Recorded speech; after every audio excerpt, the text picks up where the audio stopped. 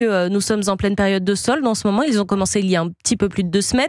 Et le moins que l'on puisse dire, pour le moment, c'est qu'entre la météo pluvieuse, les législatives et l'inflation qui grignotent le budget des familles, eh bien, les clients ne sont pas franchement au rendez-vous. Le reportage pour Europe 1 de Brio-Bochet. Dans cette avenue commerçante de la capitale, les boutiques sont presque vides. Premier coupable, le manque de soleil. C'est ce qui a découragé Thomas de pousser la porte des magasins. La météo, en tout cas, moi, je pense que ça m'impacte plus, dans le sens où c'est les soldes d'été et c'était pas vraiment une atmosphère d'été, donc on se dit pas qu'il faut aller acheter les vêtements pour l'été, il faut aller acheter les t-shirts, les shorts, etc. Eric est gérant d'un magasin de vêtements pour femmes. Il estime avoir perdu 25% de son chiffre d'affaires par rapport à l'année dernière.